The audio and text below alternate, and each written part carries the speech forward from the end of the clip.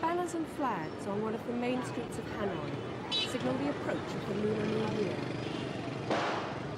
There's a buzz in the air as the Vietnamese prepare to mark the end of the old year and the start of the new. Stalls and shops are full of goods, and it's a time when people have a little extra money in their pockets. Everyone's getting ready for the big annual festival, the celebration of Tet. The words come to mean a new beginning, and that's just what many Vietnamese feel they and their country are making. But Tet also means firecrackers, sold on every street corner. They are quite simply the trademark of Tet, and the best ones are made in a small village just outside Hanoi.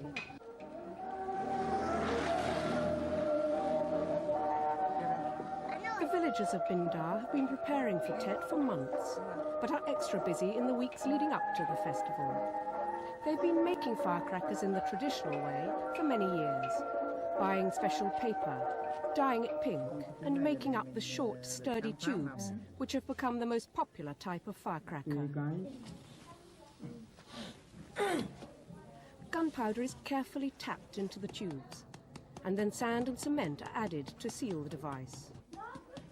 And while adults handle the gunpowder and explosives, the children of Binh Da play their own part in the process. They often have the job of adding the fuse to the crackers.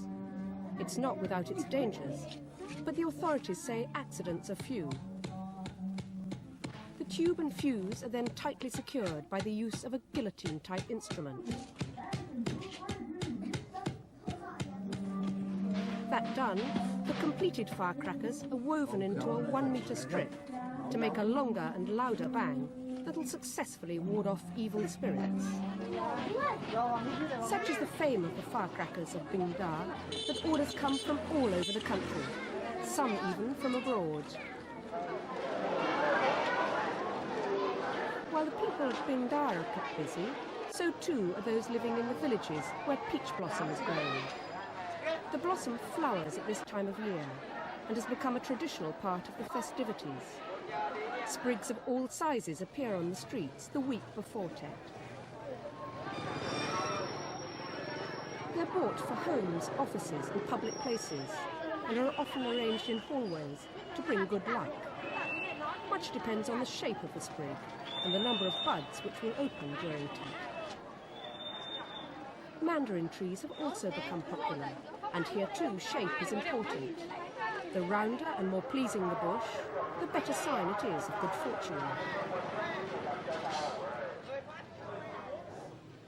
Preparations for Tet wouldn't be complete, though, without the making of sticky rice cakes. They're called bang chung, and 3 days before Tet, families are busy making as many as 40 cakes per family.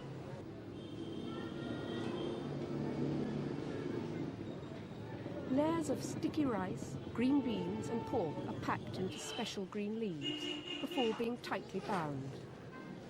Bang chung are square in shape in the northern part of Vietnam and represent the earth and the people's relationship with it. But they also have a practical function. They're cooked in water for 10 hours, but last for weeks.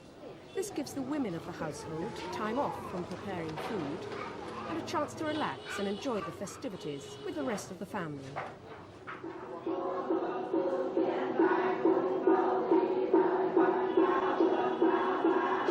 Tet is, of course, a time for reflection as well as enjoyment. It's a time for the Vietnamese to consider the year that's passed and to build hopes for the one to come. Many Vietnamese are Buddhists, and during Tet, people of all ages pay a visit to their local pagoda. They'll offer prayers for a peaceful and prosperous new year. Cakes, fruit, flowers and mandarin trees adorn the altar, just as they do in people's homes, where family altars are arranged to welcome ancestors back for Tet. With prayers over, the business of seeing in the Year of the Monkey moves into top gear. One of the places to go is the Tet Fair. Each year it grows larger and brighter, with more and more stalls offering goods of all shapes and sizes. This year it moved to a new site because it had simply outgrown the old one. Food and drink are the main items on sale. Cakes, sweets and biscuits, champagne and local beer. There's also produce from China on sale for the first time, now that Vietnam's relations with its northern neighbour are better. But it's at Hoan Kiem Lake in the centre of Hanoi that huge crowds gather for the high point of Tet. They've come for the start of a firework display that kicks off a lively evening.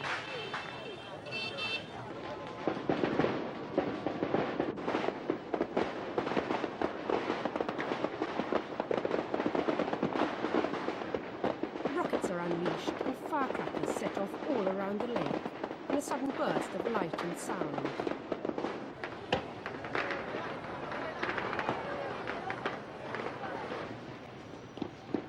With Spring '92 up in lights, the countdown to Tet has begun.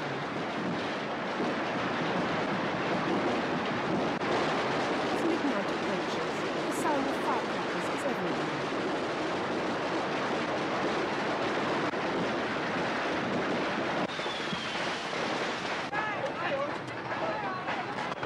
There's a relentless outburst of activity, literally exploding in all directions.